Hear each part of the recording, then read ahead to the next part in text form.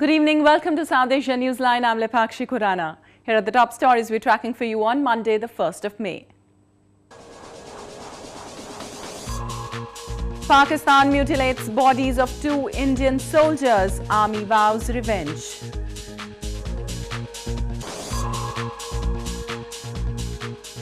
India-Turkey ink 3 agreements to bolster ties.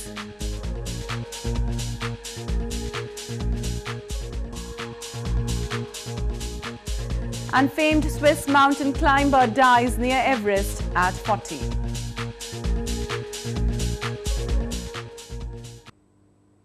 And now for all the details. Pakistan mutilated bodies of 2 Indian soldiers who were killed in a ceasefire violation at Krishna Ghati sector in Poonch district along the de facto border in India's Jammu and Kashmir province on Monday. The Indian Army confirmed the news by releasing a statement on Twitter. The Army has vowed to give a befitting reply to Pakistan in the same language. Pakistan violated ceasefire by opening fire on India's paramilitary border security force or BSF post in Poonch district. The firing began in morning as Pakistan used rocket launchers and automatic weapons on Indian post. Indian defense expert condemned the attack and called for strict action.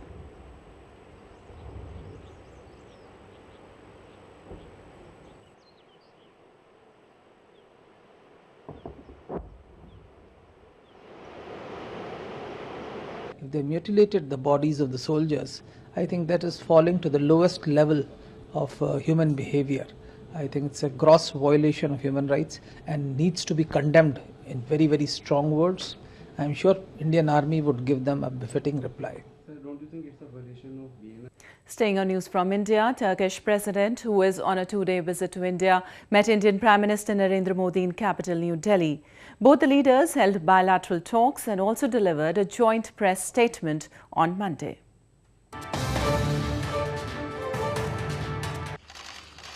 Turkish President Recep Tayyip Erdogan had bilateral discussions with Indian Prime Minister Narendra Modi in New Delhi to boost trade and economic ties between the two nations.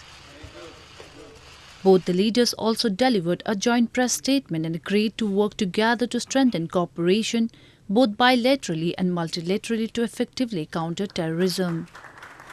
Turkish President Erdogan asserted that India and Turkey should stay together in combating challenges which include terrorism. Both the leaders also witnessed the signing of 3 agreements in the fields of information and communication technologies, training and culture. Friends, in our comprehensive discussions today, President Erdogan and I took stock of full range of our relations, particularly our political, economic and cultural engagements. We also shared perspectives on developments in our region. Turkish President earlier in the day attended India-Turkey Business Summit and vowed to enhance bilateral trade between the two countries that he said stood at $6.5 billion in 2016. Erdogan had earlier received a ceremonial welcome and was received by his Indian counterpart Pranab Mukherjee and Prime Minister Narendra Modi upon his arrival at the presidential palace. Meanwhile, exiled Kashmiri leaders recently held a convention in the United Kingdom against Pakistan's designs to annex illegally occupied Gilgit-Baltistan as its 5th province. The 3rd convention of the United Kashmir People's National Party or UK PNP was held on Sunday in the United Kingdom. The meeting titled Save Gilgit-Baltistan, Preventing Annexation of Gilgit-Baltistan and Further Division of Jammu and Kashmir, The Way Forward, was aimed at settling a blueprint in its crusade against Pakistan's annexation of Gilgit-Baltistan as its 5th province. Leaders from the US, Canada, Belgium and Middle East attended the meeting in Leeds and briefed members of parliament, councillors and media persons regarding Pakistan's designs.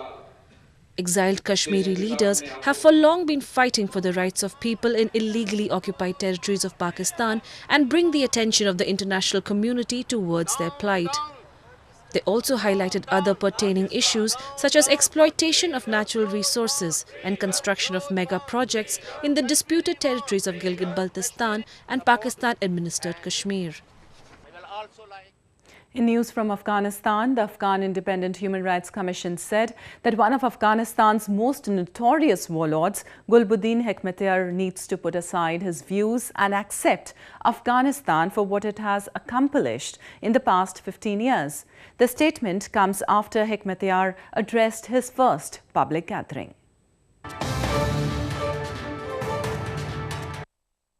The Afghan Independent Human Rights Commission or AIHRC head Seema Samar on Sunday said reconciled leader of Hizb-e Islami group Gulbuddin Hekmatyar should change his point of view on achievements that Afghanistan has accomplished in the past 15 years.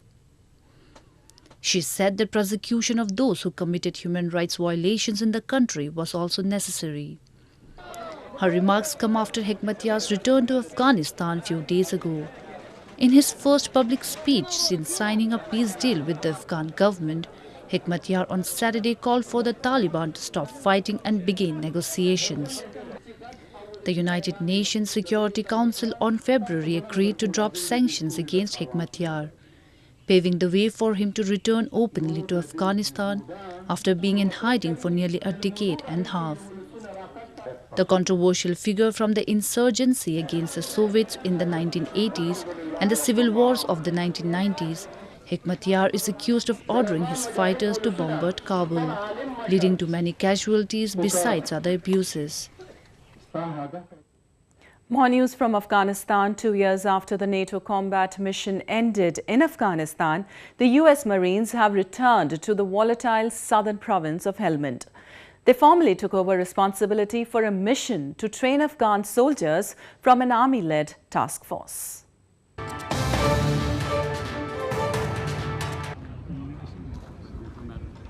A couple of hundred US and Afghan service members attended the formal handover where the Marines of Task Force Southwest took over training of the Afghan 215 corps from Task Force Forge. The event took place at Camp Sharab in southern restive province of Helmand on Saturday. General John Nicholson, the US commander in Afghanistan, who had said earlier this year that a few thousand more international troops would be needed to break a stalemate with Taliban, also attended the ceremony. Some soldiers said they were excited to be back and were eager to help stabilize that region. Absolutely, I was excited to come back because I have a lot of time invested in Helmand Province. We've many years of combat operations, and we hate to see the region become unstable. And coming back here and be able to help and actually stabilize the region is very exciting. Many of the 300 Marines coming to Helmand as part of the NATO-led Resolute Support Training Mission are veterans of previous tours in the province. They have the right mindset. They understand that there's going to be hardships to come, and they've already endured many years of hardship. So it really doesn't change their posture. They just understand that they have to continue to move forward, not to stay in the same position, to continue to always push forward to help stabilize the region. Large stretches of Helmand province, source of much of the world's illegal opium supply, are in the hands of the Taliban insurgents. They have steadily pushed back Afghan forces that now control less than 60% of the country. Moving on to news from Nepal, a famed Swiss climber was killed on Sunday after falling off in the Everest region of Nepal. The incident occurred during preparations to climb the world's highest mountain. He was the first to perish in the current climbing season.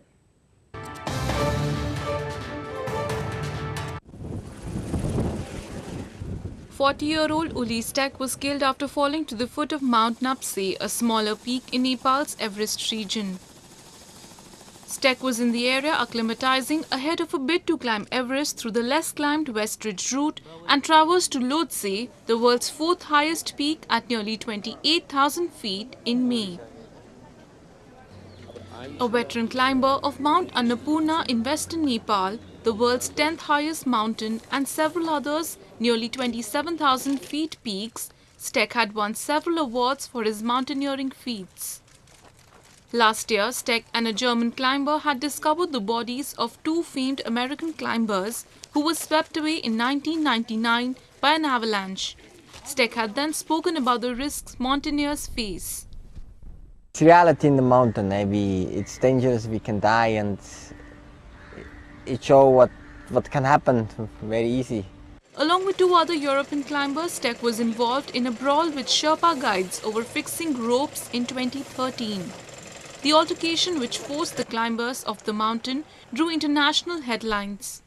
Hundreds of climbers gather at Everest Base Camp during the March-May climbing season as they prepare to climb the 29,035 feet Everest summit. Models walked down the ramp at a fashion show in India's capital city, New Delhi, wearing intricate designs and unique cuts. Ethnic and fusion outfits marked the spring-summer collection.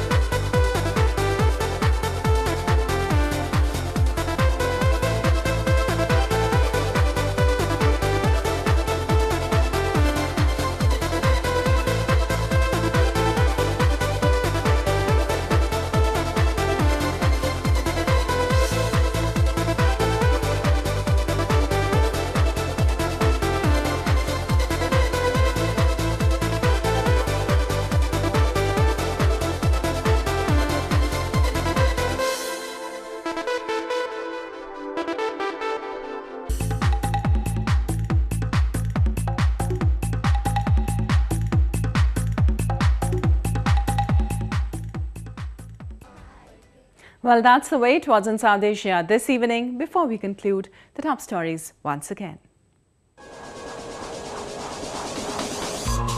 Pakistan mutilates bodies of two Indian soldiers. Army vows revenge.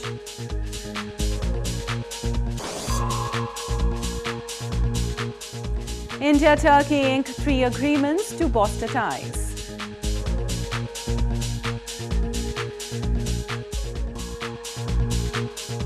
And famed Swiss mountain climber dies near Everest at 40.